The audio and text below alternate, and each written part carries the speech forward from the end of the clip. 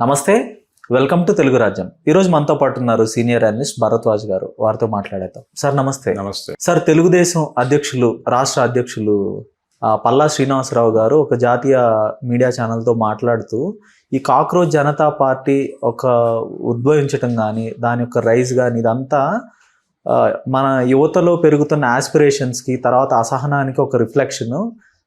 కాబట్టి ప్రభుత్వాలు కొంత రీకాలిబ్రేట్ చేసుకొని యువత యొక్క మన్ననలు పొందేలాగా కొంత తమ పాలసీలను మార్చుకోవాలి, వారి వైపు దృష్టి కేంద్రీకరించాలని అయితే ఆయన మాట్లాడటం జరిగింది. అంటే మరోవైపు ఆర్ఎస్ఎస్ కానీ లేదంటే సంఘ పరివార సంస్థలు కానీ చెప్తుంది ఏంటంటే యాంటీ ఇండియా క్యాంపెయిన్ రన్ చేస్తున్నారు, దీని వెనకాల విదేశీ శక్తుల హస్తం ఉంది, ఇదొక యాంటీ నేషనల్ ప్రాపగాండా అని వాళ్ళైతే చెప్పడం జరుగుతుంది. అంటే ఈ రెండు అయితే పరస్పర విరుద్ధంగా ఉన్నాయి. ఈ టీడీపీ యొక్క వ్యాఖ్యలు కానీ ఆర్ఎస్ఎస్ వ్యాఖ్యలు కానీ ఎలా చూస్తారు? అంటే ఈ నెంబర్లో కూడా బంగ్లాదేశ్ వాళ్ళ సంఖ్య ఎక్కువ ఉంది, పాకిస్తాన్ వాళ్ళ సంఖ్య ఎక్కువ ఉంది అనే అభిప్రాయం కూడా వ్యక్తం చేశారుగా వాళ్ళు. అవును, సంఘ్ పరివారం నుంచి వచ్చిన మాటే అది. అంటే ముస్లిం పాపులేషను వీళ్ళందరూ కూడా ఈ దేశంలో ఉన్న రోహింగ్యాలు ఇలాంటి వాళ్ళు ఇలాంటి కొత్త పార్టీలు కొత్త వ్యవస్థలకి అవకాశం కల్పిస్తే తద్వారా తమకి రాజకీయ ఉనికి దొరికేస్తుంది అనేటువంటి కుట్రలో భాగంగా ఈ బొద్దింకల వైపు దూకుతున్నారు అని కూడా ఓ సిద్ధాంతం చేసి మాట్లాడేస్తున్నటువంటి సంఘ్ పరివార్తో అంటకాగే నాయకుల ప్రసంగాలు కూడా చూశాను నేను. సో ఇది ఒక ప్రమాదకరమైన ధోరణే, కానీ నిజానికి బొద్దింకల వలన ఈ దేశానికి ఏదో లాభం జరుగుతుందని నేనైతే అనుకోవడం లేదు. ఓకే, కానీ ఒక అంశాన్ని అయితే వాళ్ళు ఎజెండా మీదకు తీసుకొచ్చారు. ఇప్పుడు వాళ్ళని చూసి భయపడుతున్నారు. అంటే జనాలకి ఒక షాక్ ట్రీట్మెంట్ అవసరమైనటువంటి కొన్ని సందర్భాలు వస్తాయి. ఓకే, ఇలాంటి ఒక సందర్భం 60 దశకంలో వచ్చింది సమాజానికి. ఓకే, వచ్చినప్పుడు దిగంబర కవిత్వం అనే పేరుతో నగ్నముని గారు, జ్వాలాముఖి వీళ్ళందరూ దిగంబర కవులం, మేము ఏ రకమైన ఇవి కవిత్వానికి ముసుగులు లేకుండా ఓపెన్గా మాట్లాడతాము అని దిగంబర కవితోద్యమం అని చెప్పేసి వాళ్ళు మాట్లాడినప్పుడు చాలామంది కమ్యూనిస్ట్ పార్టీ వాళ్ళు కూడా కంగారు పడి ఏమిటి అరాచకం అన్నారు. రాచమల్లు రామచంద్రారెడ్డి గారు లాంటి కమ్యూనిస్ట్ పార్టీ సెక్రటరీగా కూడా చేశాడు ఆయన. ఆ పెద్ద మనిషి కూడా వీళ్ళ మీద విరుచుకుపడ్డాడు, ఏమిటి దుర్మార్గం అని. అయితే వీళ్ళు ప్రతి సంకలనాన్ని ఒక రిక్షావాడితోనూ, ఒక సంకలనాన్ని ఒక పారిశుధ్య కార్మికుడితోనూ ఇలా ఆవిష్కరణలు చేసుకుంటూ వెళ్ళేవాళ్ళు రోడ్ల మీద. ఇది భయపెట్టింది, ఇది కొత్తగా అనిపించింది. జనాలందరూ అటువైపు మూవ్ అయ్యారు. వాళ్ళతో పరిచయం ఉంటే చాలా అనుకునే పరిస్థితికి వెళ్ళింది. అదొక జంజీ లేకపోతే బొద్దింకల ఉద్యమమే. కాకపోతే వాళ్ళ బుర్రల్లో ఒక థియరీ ఉంది, ఆల్టర్నేటివ్ ఉంది. ఈ దేశం ఏమిటో తెలుసు వాళ్ళకి, ఈ దేశం ఏమిటో తెలుసు, ఏం చెయ్యాలో తెలుసు. అయితే ఒక కొత్త నేరేటివ్, ఒక బ్లాస్టింగ్ నేరేటివ్ అంటారు దాన్ని. ఆ బ్లాస్టింగ్ నేరేటివ్ అనేది వచ్చినప్పుడు సంబంధం లేని చాలామంది అట్రాక్ట్ అవుతారు. రకరకాల సఫరింగ్స్లో ఉన్న వాళ్ళు కనెక్ట్ అవుతారు. ఆ కనెక్ట్ అయిన వాళ్ళని తనతో నడిపించుకోగలగటం అనేది అక్కడి నుంచి వాళ్ళ సమర్థత మీద ఆధారపడి ఉంటుంది. నిజానికి దిగంబర కవితోద్యమం వేసిన పునాది ఒక రకంగా ఆ రోజున మావోయిస్ట్ పార్టీగా ఇప్పుడు చెప్పుకుంటున్నటువంటి పీపుల్స్ వార్ ప్రారంభానికి ఉపయోగపడిన పరిస్థితి కూడా ఉంది. అలా జరుగుతుంది. ఇప్పుడు ఈ బొద్దింకల పార్టీ అనేది అనౌన్స్మెంట్ రాగానే అంతమంది ఎందుకు కనెక్ట్ అయ్యారు? ఆన్లైన్లో ఉంది ఈ దేశపు యువత ఫోనుల్లో ఉంది అనే విషయం ప్రధానమంత్రి గారికి కూడా తెలిసి, మీరు రీల్స్ చేయటం వచ్చా మీకు అని వాళ్ళ పార్టీ నాయకులను అడిగారు ఆయన. రీల్స్ తెలుసా మీకు? లేకపోతే ఇన్స్టాలో ఏం చేయాలో తెలుసా మీకు? పోస్ట్ ఎలా పెట్టాలో తెలుసా? పోస్టర్ ఎలా డిజైన్ చేయాలో తెలుసా? ఇవన్నీ నేర్చుకొని ముందు పిచ్చోళ్ళారా అని కోపడ్డాడు కదా పెద్ద మనిషి. అవునవును. అంటే జనం ఫోనుల్లోకి నెట్టింది మనమే. జనాలు మొత్తాన్ని తీసుకెళ్ళి ఫోనుల్లోకి నెట్టేశాం కాబట్టి ఇప్పుడు ఫోనుల్లో నుంచి జనాల్ని కాంటాక్ట్ అవ్వాలి మనం. అవును. జనాల్ని కాంటాక్ట్ అవ్వాలంటే ఫోన్లోకి వెళ్ళాలి. ఫోన్లోకి వెళ్ళే జ్ఞానం నీకుందా, అది పెంచుకో అని చెప్తున్నాడు ఆయన. సో ఈ ఫోనుల్లో ఉన్న బ్యాచ్కి అన్రెస్ట్ ఉంది. ఈ ఫోనుల్లో ఉన్నటువంటి యూత్కి పర్టికులర్గా అన్రెస్ట్ ఉంది. అవును. అన్ఎంప్లాయ్మెంట్ ఉంది.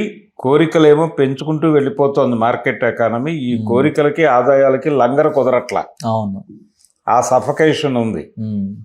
ఏదో లాగా మనం బతికేయగలం అనే కాన్ఫిడెన్స్. అసలు ఈరోజు భోజనం చేస్తే దానంత సక్సెస్ఫుల్ ఇంకోటి లేదు అనుకునే జనరేషన్ నుంచి మనం బతుకున్నామంటే మన దగ్గర కారు ఉండాలి, మన దగ్గర ఇల్లు ఉండాలి, మన దగ్గర ఇది ఉండాలి, అది ఉండాలి అనుకునే ప్రపంచం ఒకటి. అవును. అక్కడి నుంచి ఇక్కడికి వచ్చేసాం మనం. ఇక్కడ పిచ్చోళ్ళు పెరుగుతున్నారు.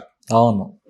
ఈ పిచ్చివాళ్ళ సంఖ్య పెరుగుతోంది. ఈ పిచ్చివాళ్ళలో కూడా చాలామంది బొద్దింకలకి కనెక్ట్ అయ్యారు. సో యూత్ అక్కడ ఉంది. యూత్ని వీళ్ళు టార్గెట్ చేశారు, వర్కౌట్ అయింది. కానీ అసలు భారతదేశం గురించి వాళ్ళు ఏమనుకుంటున్నారు, ఈ బొద్దింకల్ని నడిపిస్తున్నాం అనుకుంటున్న వాళ్ళు, వాళ్ళ ఉద్దేశంలో భారతదేశం ఏమిటి, భారత సమాజం గురించిన వాళ్ళ అంచనా ఏమిటి, ప్రస్తుతం భారతీయులు అనుభవిస్తున్న కష్టాలకి కారణం ఏమిటని వాళ్ళు అనుకుంటున్నారు.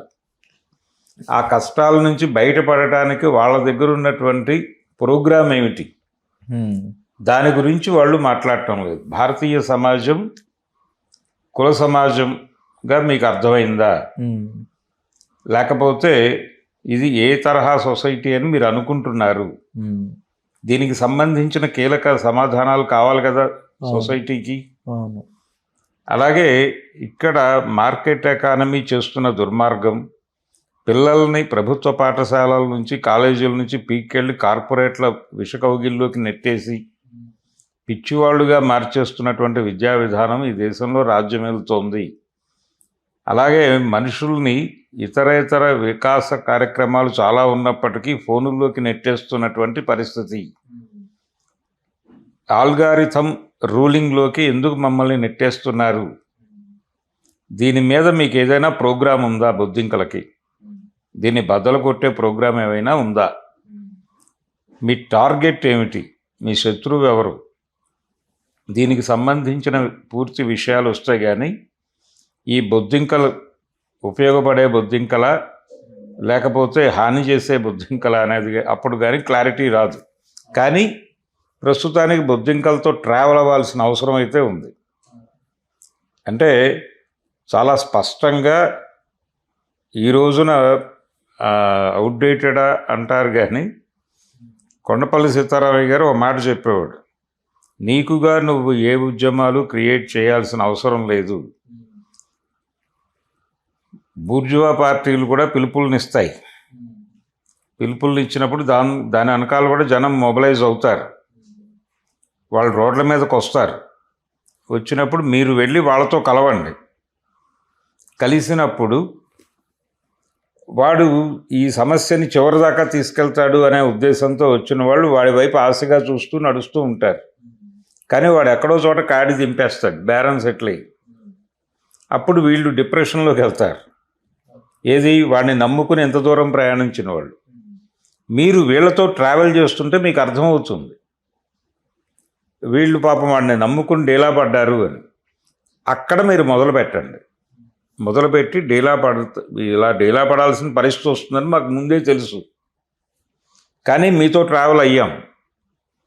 యాక్చువల్గా మీరు ఎవరిని నమ్మకండి, ఎవరిని నమ్ముకున్నా ఇలా నట్టేట ముంచేవాళ్ళే. కాబట్టి మీ కాళ్ళ మీద మీరు నిలబడటానికి ఒక ప్రోగ్రాం ఉంది, ఆ ప్రోగ్రాంలోకి మీరు వస్తే మీకు మేము సహకరిస్తాం అని అక్కడి నుంచి నిర్మాణం చేయండి. ప్రాక్టీస్లో లేకుండా మీకు జనం రారు. జనం మిమ్మల్ని వినాలంటే మీరు ప్రాక్టీస్లో ఉండాలి. అంతే తప్ప విప్లవ పరిస్థితి వచ్చినప్పుడు మనం అప్పుడు ఎంటర్ అవుదాం ఇలాంటి పిచ్చి మాటలు కుదరవు. నువ్వు నిరంతరం ప్రాక్టీస్లో జనంతో ఉండాలి, ఏ సెక్షన్తోనైనా నువ్వు ఉండాలి. అక్కడ ఆ జెన్యూన్గా ఆ సమస్య పరిష్కారం కానప్పుడు మాత్రమే నువ్వు గొంతు విప్పాలి. ఇప్పి ఆల్టర్నేటివ్ చెప్పి అక్కడ వరకు నడిచిన కోర్ గ్రూప్ని నీతో నడిపించుకుని తీసుకెళ్ళు. ఇది ప్రోగ్రామ్ అని చెప్పాడు ఆయన. ఇది ప్రాపర్గా ఆచరణలోకి వెళ్ళలేదు, కానీ ఇదే ప్రోగ్రాం ఇప్పుడు కూడా. ఓకే. అందుకని ఈ బొద్దింకలను చూసి భయపడాల్సిన అవసరం లేదు. తెలుగుదేశం వాళ్ళ గొడవ ఏంటంటే, ఆయన అలా ఎందుకు మాట్లాడారంటే మనం ఎందుకు ఆల్టర్నేటివ్గా కనిపించలేదు. ఇప్పుడు ప్రతి రాజకీయ పార్టీ కూడా ఉలికి పట్టడానికి కారణం ఈ బొద్దింకల ఊపు మనకెందుకు కనెక్ట్ కావట్లేదు. కాంగ్రెస్ పార్టీని ఎందుకు ఆల్టర్నేటివ్గా చూడట్లేదు వాళ్ళు. రాహుల్ గాంధీని ఎత్తాలి కదా. నిజానికి ఇక్కడ స్ట్రగుల్ ఉంటాయి. ఈ సఫర్ అవుతున్నటువంటి జనాలందరికీ రాహుల్ గాంధీ ఆల్టర్నేటివ్గా ఎందుకు కనిపించట్లేదు, బొద్దింకలే ఎందుకు ఆల్టర్నేటివ్గా కనిపిస్తున్నాయి. అంటే 2011లో అన్నా హజారే ఉద్యమం మొదలుపెట్టినప్పుడు కూడా బీజేపీ ఒక ఆల్టర్నేటివ్గా కనపడలేదు. అన్నా హజారే ఒక ఫ్రెష్ ఫేస్ లాగా వచ్చి ఆయన ఒక పెద్ద మూమెంట్ని అయితే తీసుకురాగలిగారు. అంటే రాజకీయ వాసనలు అంటకపోవటం అనేది ఒక ఇంటిగ్రిటీగా ఉంటుంది ఉద్యమాలకు అనేది ఒక అడ్వాంటేజ్ ఉంది వాళ్ళకి. ఈ అడ్వాంటేజ్ ఉంది కరెక్టే, కానీ నిన్ను నువ్వు పరిశీలించుకోవాలిగా. నీకు ఒక ఇప్పుడు తెలుగుదేశం పార్టీ నాయకుడు మాట్లాడిన దానిలో నాకు కనెక్ట్ అయిన టాపిక్ ఏంటంటే, మనం వీళ్ళకి ఎందుకు ఆల్టర్నేటివ్గా కనిపించలేదు అనే ఆత్మవిమర్శ కనీస మాత్రంగా అయినా ఉంది దానిలో. ఉండి మనం వీళ్ళని కనెక్ట్ చేసుకోవడానికి ఏం చేయాలి అనేది ఏదో ఒక అభిప్రాయం. ఏం చేసినా కనెక్ట్ కారు, అది వేరే గొడవ. వీళ్ళకి ఇప్పుడు కనెక్ట్ కాని వాళ్ళు ఎప్పటికీ కనెక్ట్ కారు. ఇది రూఢి. ఎందుకంటే మీ మోస విధానాల మీద వాళ్ళకు కొన్ని అభిప్రాయాలు ఉంటాయి కాబట్టి వాళ్ళు ఇప్పుడు తెలుగుదేశానికో లేకపోతే ఇంకో పార్టీకో కనెక్ట్ కారు. ఈ new ideology with new face అనేది కొన్ని సందర్భాల్లో వర్కౌట్ అవుతుంది. అది అన్నా హజారే అంటున్నారు, కానీ నిజానికి అన్నా హజారే కూడా ఆ రోజున ప్లాంటెడే. వారే సంఘ్ పరివారు వారే ప్లాన్ చేశారు. కాకపోతే ఇది అండర్ గ్రౌండ్ గొడవ. ఉపరితలంలో ఆయన ఇండిపెండెంట్ గానే నిలబడ్డాడు. నిలబడిన తర్వాత ఆయన మాట్లాడిన ప్రతి మాటకి సమాధానం వాళ్ళు చెప్పారు. అన్నా హజారే అంటున్నట్టుగా నిజంగానే ఈ దేశంలో నల్ల బకాసురులు ఎక్కువైపోయారు. ఈ నల్ల డబ్బు మొత్తం తీసుకెళ్లి స్విస్ బ్యాంకుల్లో దాస్తున్నారు. మేం అధికారంలోకి వస్తే పైసా కూడా తీసుకొచ్చి ఇక్కడ పెడతాము. మరుక్షణం ఇక్కడ ధరలు దారుణంగా పడిపోతాయి. 6 రూపాయలకి లీటర్ పెట్రోల్ ఇస్తాం, మీకు ఏమన్నా అభ్యంతరమా, మీరు బీజేపీని గెలిపించండి అని చెప్పారు కదా. జనాలందరూ కామోసు అనుకున్నారు కదా. కామోసు అనేటువంటి నేరేటివ్ని వాళ్ళు కల్పించడానికి ప్రాతిపదికని అన్నా హజారే క్రియేట్ చేశాడు. అందుకని ఈ బొద్దింకల ఉద్యమం మీద కూడా కొన్ని సందేహాలు ఉన్నాయి ప్రపంచానికి. ఎందుకంటే ఈ అభిజిత్ అనేటువంటి యువకుడు, అతనికి ఈ లింకులు ఉన్నాయి, ఆమ్ ఆద్మీ లింకులు ఉన్నాయి. అతను వీళ్ళతో సోషల్ మీడియా నెట్వర్క్లు ఆర్గనైజ్ చేయటం అనే ప్రోగ్రాంలో భాగంగా కలిసి ట్రావెల్ చేశాడు. కనుక సెన్సేషనలిజం అనేది ఒకటి ఉంటుంది. అలా సెన్సేషనలిజం ద్వారా జనాల్ని ఆకట్టుకోవటం అనేది జరుగుతుంది. కానీ ఆ వచ్చిన వాళ్ళని తనతో నడిపించుకోవడానికి తగినటువంటి పొలిటికల్ ప్రోగ్రామ్ కూడా ఉండాలి. ఉన్నప్పుడు అది నిలబడుతుంది. లేకపోతే పాల పొంగులాగా పొంగి అలా నీళ్లు అలా పాలు కిందకి కారి స్టవ్లు పాడవుతాయి, కింద నేల పాడవుతుంది. మళ్ళీ కడుక్కోవడానికి ఎవడో రావాలి. ఇది ప్రోగ్రామ్. అయితే దీన్ని ఎవరు క్యాప్చర్ చేస్తారు ఇప్పుడు ఈ బొద్దింకల దీన్ని అని చూస్తే ఈ ఏరియాలో యాక్టివ్గా ఉంది మళ్ళీ బీజేపీని కంపారిటివ్గా కాంగ్రెస్తో పోలిస్తాయి. ఎందుకంటే 2 లాభాలు పొందాడు మోడీ గారు.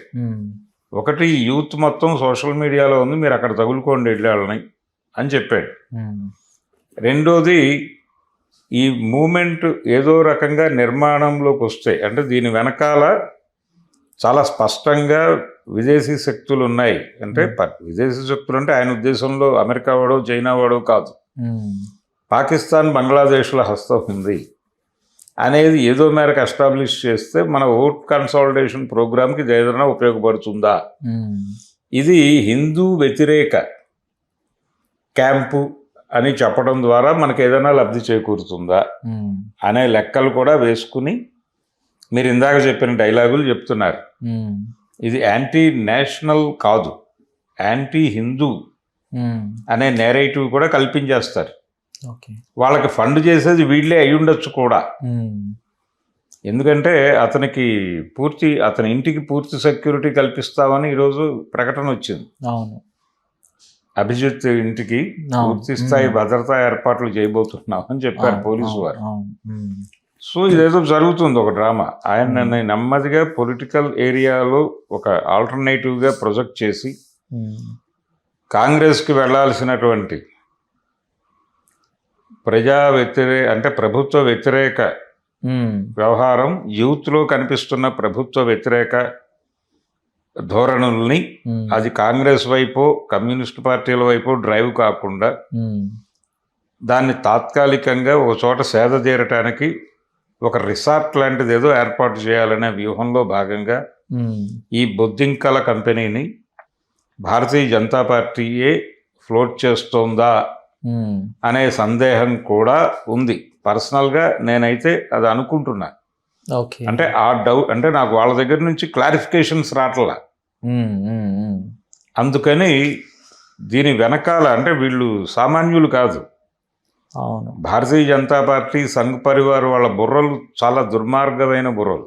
అవును, గతం ఒక 2-3 నెలల క్రితం వరకు కూడా రాఘవ్ చడ్డా చాలా తీవ్రంగా వాయిస్ రైజ్ చేశాడు, anti BJP anti Modi voice.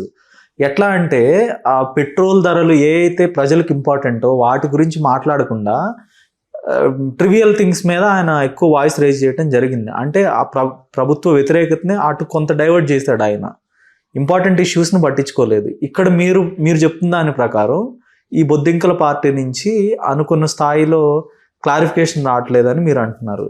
అంటే నేను అనుకుంటున్నది నాకు కనిపించట్లేదు అక్కడ. అవును, కానీ దాన్ని పంపు చేయటం, దాని చుట్టూ చాలా డ్రామా నడుస్తుంది.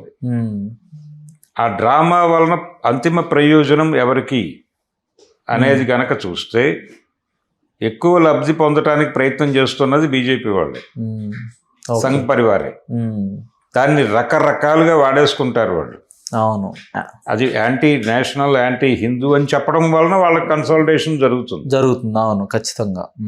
అలాగే ఈ యూత్, ఈ సఫకేటెడ్ యూత్, అన్ఎంప్లాయిడ్ యూత్, వీళ్ళు కాంగ్రెస్ పార్టీ వైపు డ్రైవ్ కాకుండా ఇది ఒక రిసార్ట్గా పెడతారు. అవును. సో ఇదంతా ఈ క్యాచ్మెంట్, ఇది ఒక క్యాచ్మెంట్ ఏరియాగా మారుతుంది. వీళ్ళందరూ వెళ్ళి అక్కడ పడుకుంటారు. అవును, 2 రకాలుగా లబ్ధి జరుగుతుంది అంతే. 2-3 రకాల ప్రయోజనాలు ఏ కోణంలో నుంచి చూసినా దీని వలన ఉపయోగం భారతీయ జనతా పార్టీకి జరిగేలాగానే కనిపిస్తోంది. ఏ కళ్ళజోడుతో చూసినా వాళ్ళే కనిపిస్తున్నారు. అందుకని వాళ్ళు మాత్రమే దీని గురించి ఎక్కువ మాట్లాడుతున్నారు. ఇప్పుడు తెలుగుదేశం నాయకుడు మాట్లాడింది కూడా నాకు ఆ సెన్స్లోనే అర్థమవుతుంది. తెలుగుదేశం పార్టీ కానీ వాళ్ళ నేతలు కానీ ఏది ట్రెండింగ్లో ఉంటే దాని గురించి వాళ్ళ ఒపీనియన్స్ చెప్తూ జనాల్లో నానాలి, మనం కూడా కాంట్రిబ్యూట్ చేయాలి ఆ వాదనకి. ఇప్పుడు అన్నా హజారే మాట్లాడిన రోజున చంద్రబాబు నాయుడు గారు చాలా స్పష్టంగా ఆయనే అన్నా హజారే అవతారం లాగా కనిపించాడు. అవును, అవతారం ఎత్తాడు. ఆయనలో కూడా కొంచెం ఎన్టీ రామారావు గారి లక్షణాలు ఉన్నాయి. వారు కూడా గెటప్ వేసి అలా కూర్చుని మాట్లాడటం లాంటి కార్యక్రమాలు కొన్ని చేశారు. చేసి అసలు మేం కదా ఈ దీని గురించి మొదట మాట్లాడింది, అసలు నేనే కదా అంటాడు ఆయన దేనికైనా. ఆ నేను అనే దాంతో ఆయన కొంత దాన్ని వాడుకునే ప్రయత్నం చేశాడు ఆ రోజున. అలా ఇప్పుడు ఇతని ప్రకటనలో కూడా ఆ ఆవేదన ఉంది. ఆవేదన ఎందుకు, వాళ్ళకు కొంత మార్జిన్ ఇస్తున్నట్టుగా అభినయం ఇది. మేము ఐడెంటిఫై చేసాం, బొద్దింకలారా మిమ్మల్ని ఐడెంటిఫై చేసాం, మీ గొడవని మేము అర్థం చేసుకోగలమని చెప్పి ఒక అప్పీల్ చేస్తున్నాం. మేము కూడా మీకు రిసార్ట్గా ఉపయోగపడగలవారమే, కాబట్టి మా వైపు కూడా చూడండి అని ఒక వినిపించని అప్పీల్ ఒకటి చేశాడు ఆయన. అవును. అలా ప్రతి రాజకీయ పార్టీ చేస్తోంది. కాంగ్రెస్ పార్టీ ఇప్పటి వరకు కాన్షియస్గా దీని మీద దృష్టి పెట్టినట్టుగా అనిపించటం లేదు. వాళ్ళు గమనిస్తున్నారు ఏంటి ఈ ఫ్లో ఏంటి అని. అవును. ఈ ఫ్లో ఎటు వెళ్తుంది. ఇప్పుడు కాంగ్రెస్ పార్టీ గందరగోళం ఏంటంటే వాళ్ళు ప్రతి స్టేట్లోనూ తీసుకున్న ప్రతి స్టెప్ ఏమవుతుందో తెలియట్లేదు వాళ్ళకి. డిఎంకేని వదిలేసి విజయ్ని తగులుకోవడం వలన ఏం జరుగుతుందో తెలియదు. అదొక గందరగోళం. తృణమూల్ కాంగ్రెస్ని తిట్టి బీజేపీని గెలిపించామా మనమే అనే గొడవ ఉంది అక్కడ. ఎక్కడ బెంగాల్ కాంగ్రెస్ పార్టీ నాయకత్వంలో ఆ గొడవ మొదలైంది. అలా ప్రతి చోట కేరళలో సతీషన్ని కూర్చోబెట్టినప్పటికీ దానికి ముందు జరిగిన డ్రామా వలన గాయపడినటువంటి హృదయాలు ఎలా హీల్ అవ్వాలో తెలియట్లేదు. అలాగే ఆంధ్రప్రదేశ్లో షర్మిలని తీసుకొచ్చి పిసిసి పీఠం మీద కూర్చోబెట్టి మిగిలిన వాళ్ళందరినీ ఆంధ్రరత్న భవన్కి దూరం కొట్టేశారు. అసలు ఆ రాష్ట్రంలో ఆ పార్టీ ఉంటుందా లేకపోతే ఆంధ్రరత్న భవన్ని కూడా ఏదో రోజు ఏదైనా స్టార్ హోటల్ చేస్తారా తెలియని పరిస్థితి. ఇన్ని గందరగోళాలు ఉన్నాయి ఆ పార్టీలో. ఈ గందరగోళాల మధ్య ఈ కొత్త గందరగోళం ఆల్రెడీ స్టేట్స్లో వాళ్ళు వీక్ అవుతూ వస్తున్నారు. ఇప్పుడు విజయ్తో టైఅప్ అనే దాని మీద పెద్ద చర్చ జరుగుతోంది అక్కడ. తమిళనాడులో వాళ్ళకున్న కొద్దిపాటి ఇన్ఫ్లుయెన్స్ కూడా ఏమైనా దెబ్బతింటుందో తెలియట్లేదు వాళ్ళకి. ప్రతి చోట కూడా వీళ్ళేదో ఆపరేట్ చేస్తున్నాం అనుకుంటున్నారు కానీ ఆల్రెడీ ఒక విశృంఖలమైనటువంటి జాతీయ స్థాయి నెట్వర్క్ ఒకటి ఏర్పడి ఉంది భారతీయ జనతా పార్టీకి. ఆ నెట్వర్క్లో మనం కూడా భాగమైపోతున్నామేమో అనే భయంతో మాట్లాడట్లేదు ఆయన. రాహుల్ గాంధీ భయాందో నోరు తెరిచి ఏం మాట్లాడితే ఎటు వెళ్ళిపోతుందో తెలియని పరిస్థితికి వెళ్ళిపోయాడు. పర్టికులర్గా బెంగాల్ రిజల్ట్ చూసి భయపడ్డాడు ఆయన. అందుకని ఈ గందరగోళంలో ఉన్న కాంగ్రెస్ని బొద్దింకలతో మరింత గందరగోళపరిచి ఈ బొద్దింకలు అటు వెళ్లకుండా చూసి ఈ బొద్దింకలన్నిటికీ ఒక గూడు కట్టి ఆ గూట్లో ఈ బొద్దింకలను వేసేసి ఇలాంటి స్కీమ్ ఏదో రచిస్తోంది భారతీయ జనతా పార్టీ సంఘ్ పరివార్ అనేదైతే నాకు బలంగా అనిపిస్తున్న విషయం. సో దీని వెనకాల కాషాయ కుట్ర ఉంది అనేది ముందు జనాల్లోకి రూటెడ్గా తీసుకెళ్ళగలిగితే ఆ తర్వాత ఏంటనేది వాళ్ళు ఓపెన్ అవుతారు. అంటే ఇప్పుడు ఆ కాక్రోచ్ జనతా పార్టీ వ్యవస్థాపకుడు ఫౌండర్ అభిజిత్ దిప్కే కూడా అతని ఇంటిగ్రిటీ మీద కూడా మీకు ఏమైనా అనుమానాలు ఉన్నాయా? లేదంటే అతన్ని కూడా కంట్రోల్ చేసే ప్రయత్నం జరుగుతుందా? అతను లొంగిపోయే పరిస్థితులు లొంగిపోయే పరిస్థితి ఉంటుందా లేదా అనేది వేరే గొడవ. ఆయన వచ్చింది అక్కడి నుంచి వచ్చాడు, ఆమ్ ఆద్మీ నుంచి వచ్చాడు. ఆమ్ ఆద్మీ పునాది ఉంది అతనికి, ఆదర్శవాదం అనేటువంటి ఒక బేస్ మీద కేజ్రీవాల్ ప్రయాణం మొదలైంది. ఇప్పుడు ఇతను కూడా ఇంకొక కేజ్రీవాల్గా కనిపిస్తున్నాడు. కానీ కేజ్రీవాల్ ఏమైపోయాడో మనకు తెలుసు.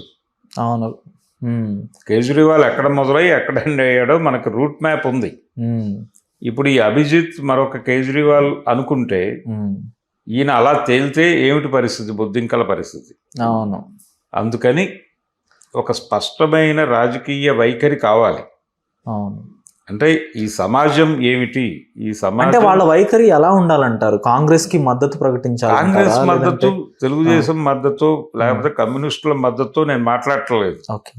అసలు భారతదేశం నీకెలా అర్థమైంది, నువ్వేమనుకుంటున్నావు భారతదేశ సమాజం గురించి, ఈ సమాజంలో ఉన్న సమస్యల్ని నువ్వెలా చూసావు, నీకేం అర్థమైంది, వీటి నుంచి ఈ సమాజాన్ని కాపాడటానికి నువ్వు అనుకుంటున్న ఆల్టర్నేటివ్ ఏమిటి? ఆయన చెప్పిన కొన్ని కనెక్ట్ అయినాయి. అంటే బద్ధకంగా ఉండేవాడే కావాలి మనకి, ఇవన్నీ బాగానే ఉన్నాయి, సరదాగా జనాలకు ఉత్సాహం కలిగిస్తాయి ఇలాంటివి. మీరు ఒక గట్టి శబ్దమే చేశారు. ఇప్పుడు భగత్ సింగ్ ఆ రోజున ఆయన ఈ దేశ ప్రజల్ని ఆలోచింపజేయాలి అనుకున్నాడు, పార్లమెంట్లో బాంబు వేశాడు.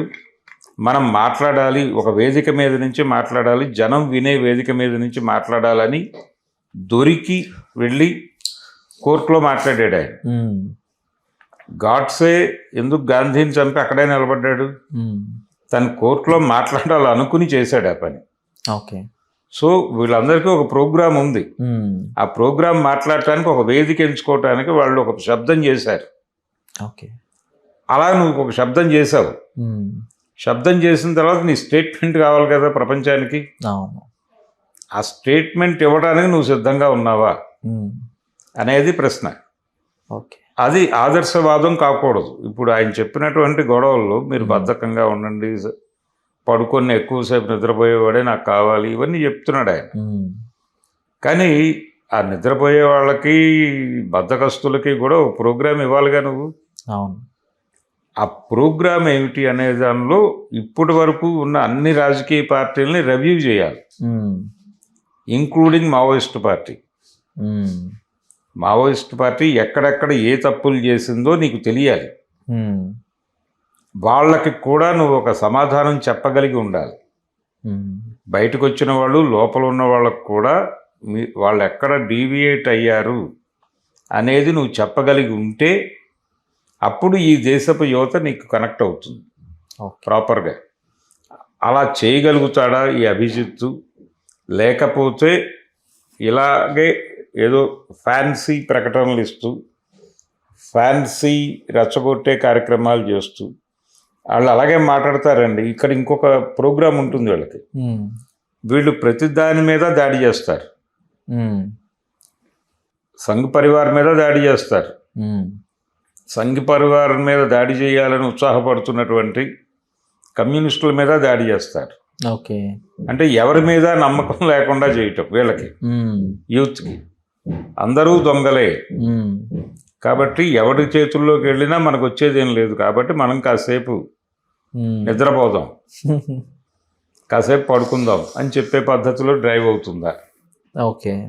ఇలా దేని మీద నమ్మకం లేకుండా ఈ జనరేషన్ని తన గ్రిప్లో పెట్టుకునే ప్రయత్నం ఏదైనా చేస్తున్నాడా? ఈ ప్రోగ్రాం అతనికి ఎవరన్నా పురమాయించారా దాకా డౌట్స్ ఉన్నాయి దాని మీద. ఓకే. కనుక ఒక ఓపెన్ డిబేట్కి సిద్ధం అవ్వాలి ఆయన. సిద్ధమై ఆదర్శవాదం, పవన్ కళ్యాణ్ చేసింది కూడా అదే. ఆదర్శవాదాన్ని రాజకీయాలని మిక్స్ చేసి ఎవరికి అర్థం కాని సిద్ధాంతం ఏదో మాట్లాడి ఆ రోజున అదే గందరగోళాన్ని ఈ రోజుకి కొనసాగిస్తున్నాడు వాళ్ళ క్యాడర్లో. వాళ్ళు అలా పడి ఉంటారు, వాళ్ళకేమీ ఎక్స్పోజర్ ఉండదు. బయటకు వచ్చి నిలబెడితే ఏం మాట్లాడలేరు, వాళ్ళు సఫకేట్ అవడం తప్ప. మొన్న ఆయన మాట్లాడిన అంత నాన్సెన్స్ అంతసేపు భరించారంటే వాళ్ళ పరిస్థితి ఏంటో జాలేస్తుంది కదా. ఆ ఆఫీస్లో కూర్చున్న విస్తృత స్థాయి సమావేశం. అంటే పవన్ కళ్యాణ్ ఏం మాట్లాడతాడు అనేది కూడా వాళ్ళకి అనవసరం. వాళ్ళు పవన్ కళ్యాణ్ భావోద్వేగాలు, ఆయన మాట తీరు, సినిమాటిక్ స్టైల్లో ఉండే ఆ థియేట్రిక్స్, అంతే, ఇవే వాళ్ళకి ముఖ్యంగా కనపడదు. అది ముఖ్యం అనుకున్నారు. కానీ ఫ్రంట్ రోల్లో కూర్చున్న వాళ్ళు, కానీ ఆ ఫ్రంట్ రోస్లో కూర్చున్న వాళ్ళ ముఖాల్లో ఆందోళన కనిపించింది మొన్న కెమెరాల్లో. ఓకే. సో అందులో కూడా బుర్రలో ఉన్నటువంటి బ్యాచ్ ఉంది. వాళ్ళు సఫకేట్ అవుతున్నారు, ఏమిటి గొడవ, ఈ నాన్ సెన్స్ ఏమిటి అనేది ఆలోచిస్తున్న బుర్రలు ఉన్నాయి జనసేనలో కూడా, మనకు కనిపించింది ఆ రోజు. సో ఇది బొద్దింకల వ్యవహారం. తెలుగుదేశం పార్టీ మాత్రమే కాదు, ప్రతి ఒక్క పార్టీ దాన్ని గమనిస్తోంది. ఇది మనకి ప్రమాదమా లేకపోతే దీని నుంచి మనం ఏదైనా లబ్ధి పొందొచ్చా అనుకుంటున్నారు. ఇప్పుడు చంద్రబాబు నాయుడు గారు ఏం చెప్తున్నారంటే, మనం మహానాడు జూమ్లో నడపడమే ఒక జంజీ ప్రోగ్రాం. సో మనం యూత్ కనెక్ట్, ఫోన్లో కనెక్ట్ అవుతాం కదా. ఇప్పుడు ఫోనే సర్వం అని చెప్పాడుగా మోడీ గారు. అందుకని మనం కూడా మహానాడు ఫోన్లో పెడుతున్నాం ఇప్పుడు. సో ఫోన్ నుంచి ప్రపంచాన్ని కనెక్ట్ చేసుకుంటే బొద్దింకలు మన దొడ్లోనే ఉంటాయి అనేది ఆయన గొడవ. ఓకే.